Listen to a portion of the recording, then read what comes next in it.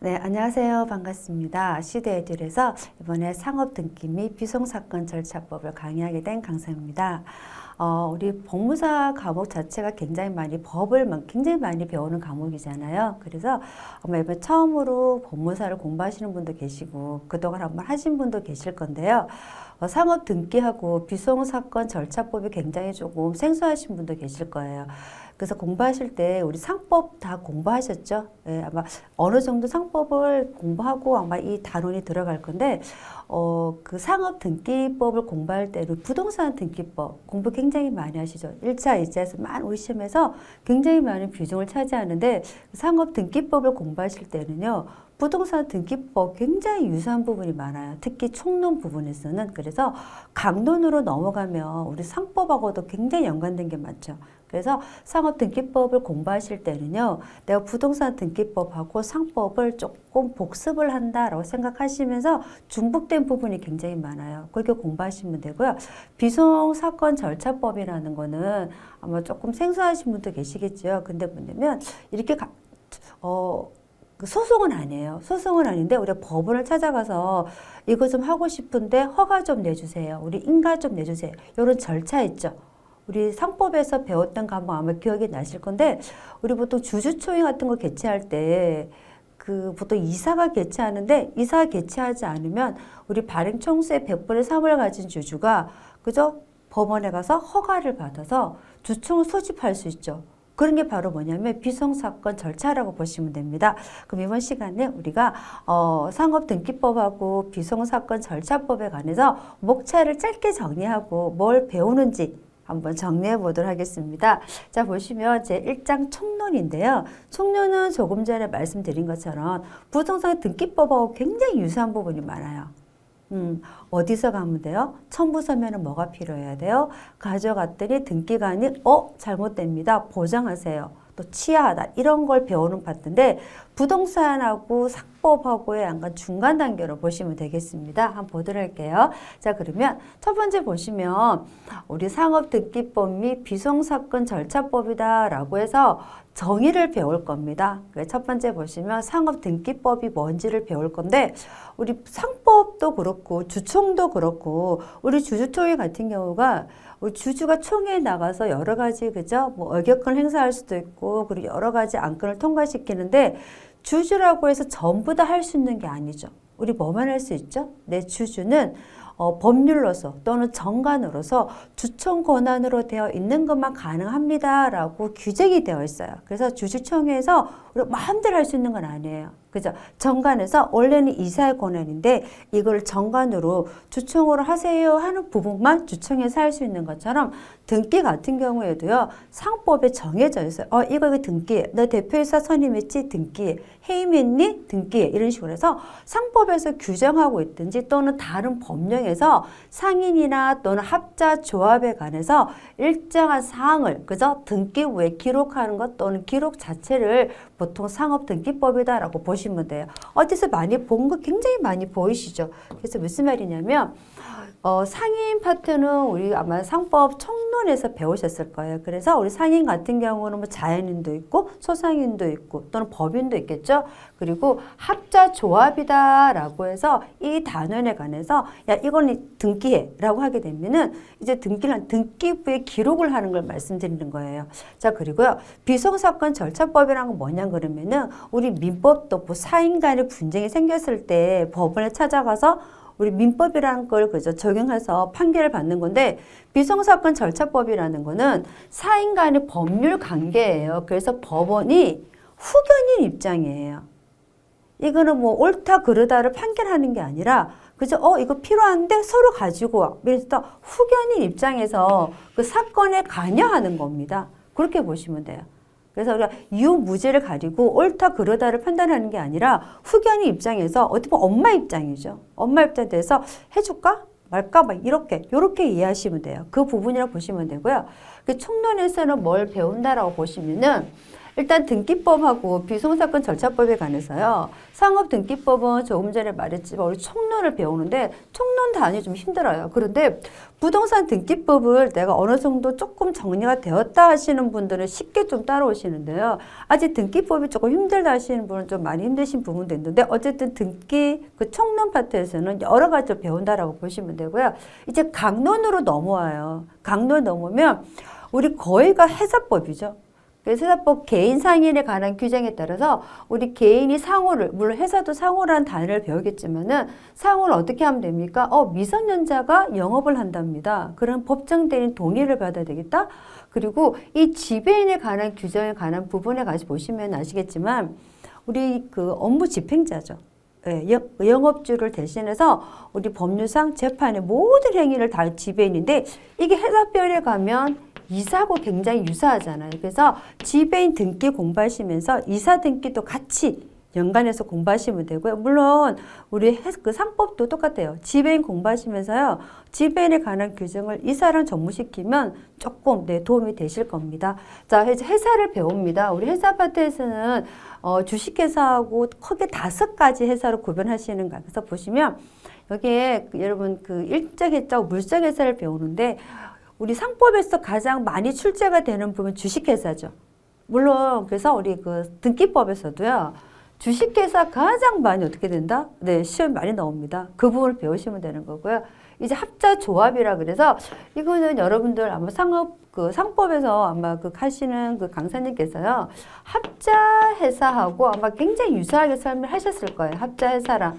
다른 거 아마 하나만 여러분 정리하시면 되는데 그 부분을 제가 등기 공부하시면서 조금 더 정리해 드리도록 하겠습니다. 그래서 주식회사, 유한회사, 한명, 합자, 유한 책임회사 그리고 외국회사에 관한 영업소가 어떤 식으로 등기를 하는지 그런 거 한번 정리해 보는 단원을 가지고요.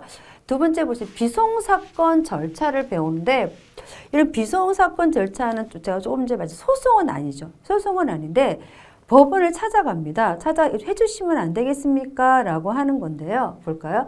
일단 등기를 배우면 법인 등기를 배울 거예요. 법인 등기를 배워서 우리 보통 그럼 제가 물어보겠습니다. 여러분들 상법 배우셨죠? 우리 상법에서는 보통 법인이라는데 이 법인이 뭐예요?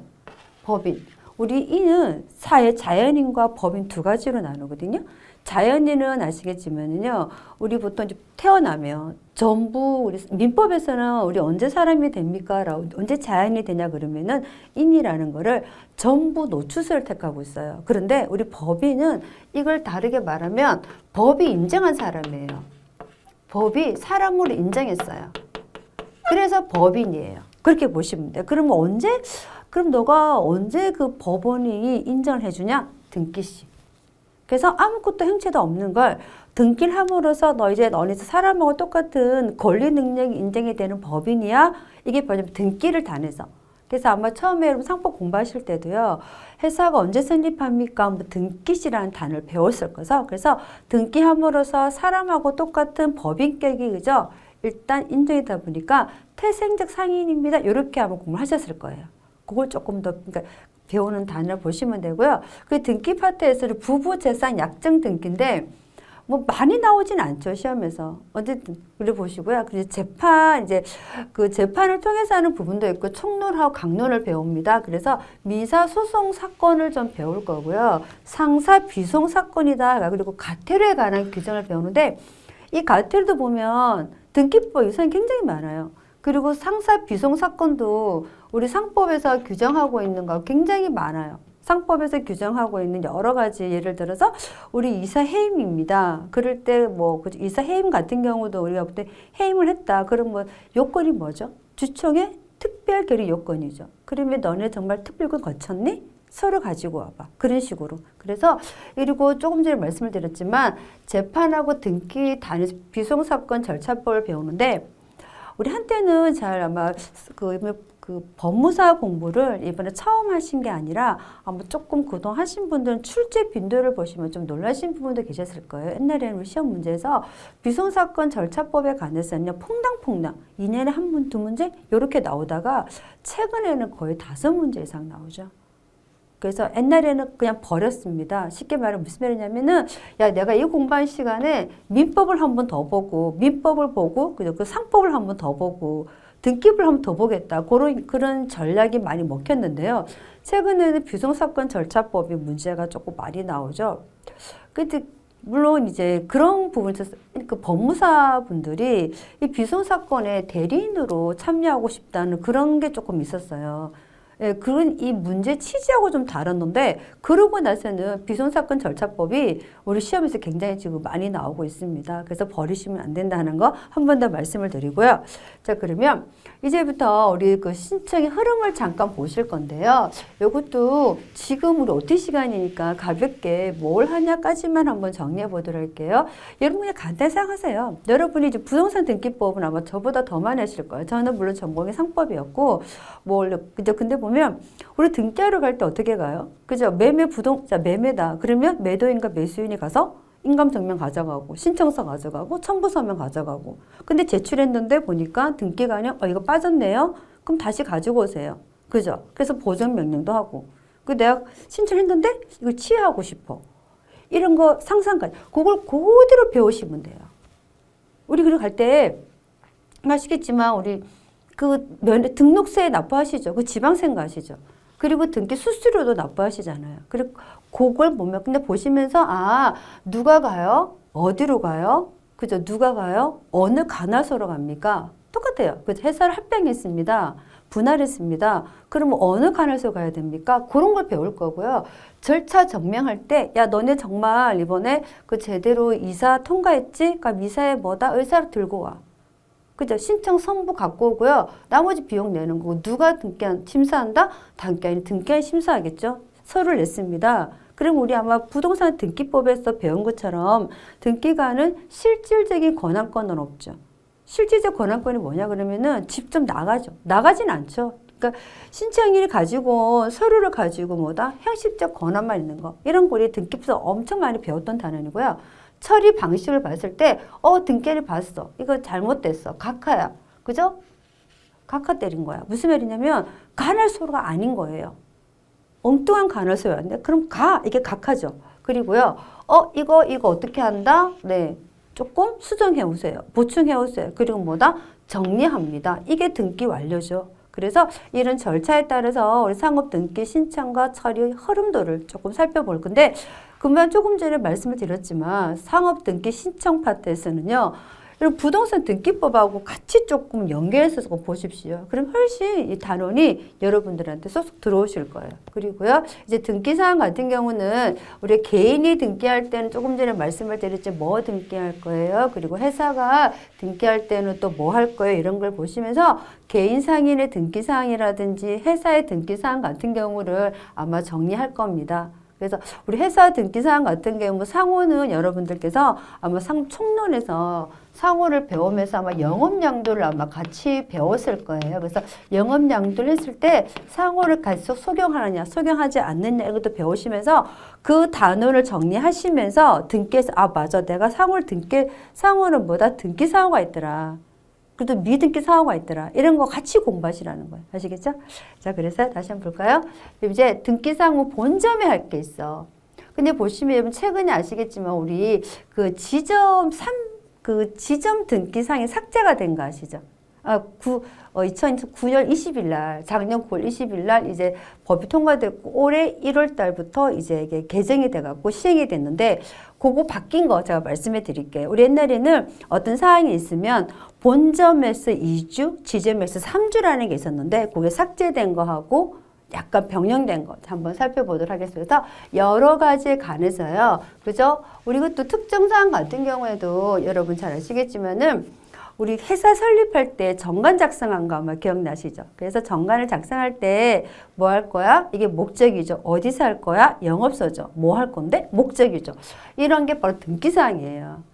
그래서 아시겠지만 우리 법인이라는 것도 조금 전에 제가 법이 인정한 사람인데 그럼 너 뭐 하려고 너 법인 한 거니? 라고 물어봤을 때 이렇게 보시면 되죠. 우리 회사가 건설업을 할 거야. 그러면 우리 법에서는요. 이 사람은 건설업에 관해서만 법을 인정해줘요. 이게 목적이에요. 그러면 이 A라는 회사는 건설업 이외엔 해서는 안 돼요.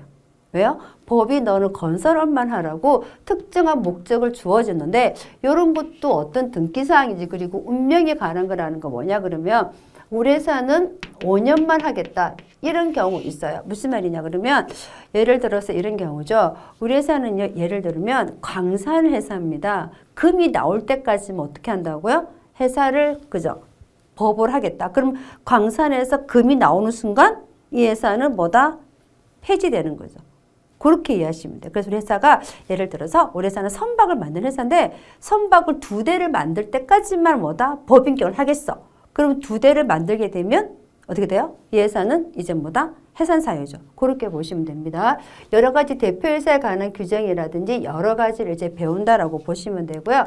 자, 이제 그 등기 효력이라 그래갖고 요거 잠깐만 보면 이제 등기함으로써 우리가 보통 일반적인 거다, 공시다, 그리고 창설적인 효력이 있고 특수한 효력이 있고 부실 등기에 관한 규정하고 추정력을 배울 건데요. 여러분 아마 지금 상업 등기 공부하시기 전에 아마 상법을 하고 오신 분이 계실 겁니다. 다 보셨죠? 창설적 효력이야. 회사가 어떻게 한다고 조금 전에 말한 것처럼 회사는 원래는 그죠? 회사라는 거는 아무것도 없는 거였는데 등기함으로써 법인이라고 어때 짠 하고 어떻게 다 창설되었어. 이렇게 보시면 되죠. 그러니까 등기함으로써 넌 법인이야. 그래 보시면 되고요.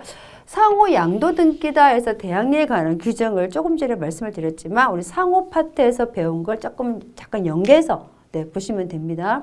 자, 그리고요. 이제 등기를 하면 등기함으로써 약간 면책되는 규정이 있어요. 하자 부분에 관해서 어떤 하자가 있었습니다. 근데 등기했다는 거 쉽게 말하면 뭐냐면 우리 저기 여러분들께서 그 주식할 때 아마 청약서를 배웠을 거예요. 청약서. 그죠?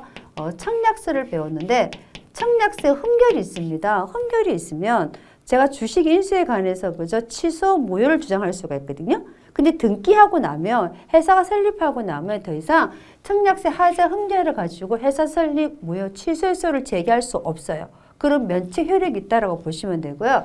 그리고 상호 등기에 대한 배타적 효력이다라고 해서 우리 보통 그죠? 상호를 등기하게 되면 유사사항을 사용하지 못하는 거 아마 상법 총론에서 배우셨을 거예요.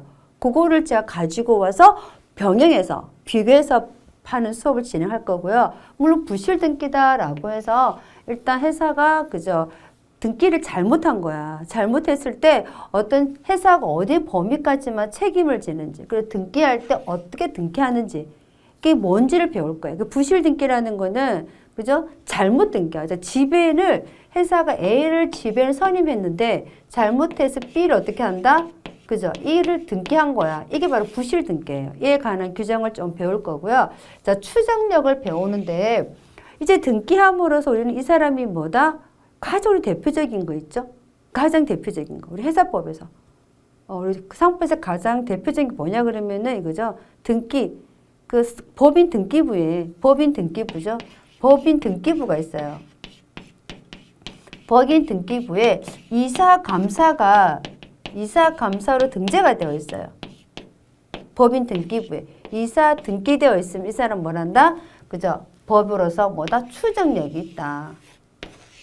이사 감사로 적법하게 선임된 것으로 추정한다라고 보시면 돼요. 이게 추정력이에요. 그래서 이런 거를 우리 효력에서 배운다라고 보시면 되겠습니다. 자, 그러면 앞으로 넘겨서 다시 한번 정리하고 OT를 마무리하도록 하겠습니다. 여러분 금방 제가 OT를 짧게 설명해 드렸는데 맞아. 내가 그 총론 파트에서는 그저 우리 부동산 등기하고 굉장히 유사해. 그래서 갈 때 첨부 서면을 뭐 갖고 가야 됩니까? 그래서 어느 관할에 가야 되죠? 근데 갔는데 등기관이 뭐 잘못했다 그럼 보정 명령할 수 있고 내가 치하도 할 수 있고 수수료는 어떻게 내야 되는 거예요? 이런 거 배운다라고 보시면 되고요. 강론에서는 거의 말 그대로 회사법, 일명 상법이에요. 거의 회사법이 집중적으로 배운다라고 보시면 되고요. 그리고 비송사건 절차 같은 경우는 조금 전에 말씀을 드렸지만 그 유무죄를 가리는 판결을 하는 게 아니라 법원이 후견인 입장에서 야 이거 맞니? 아니니? 해주세요. 우리 조직 변경할 거거든요. 그러면 너네들 유한회사가 주식회사로 조직을 변경하면 어떻게 해야 되죠? 법원 인가받으러 가야 되죠. 그런 거. 그런 게 바로 비송사건 절차고 이렇게 해서 우리가 상업등기법하고 비송사건 절차법을 이제 큰 그림을 한번 그려봤습니다. 그러면 기본 강의 시간 때 저랑 조금 더 구체적으로 공부하도록 하겠습니다. 감사합니다.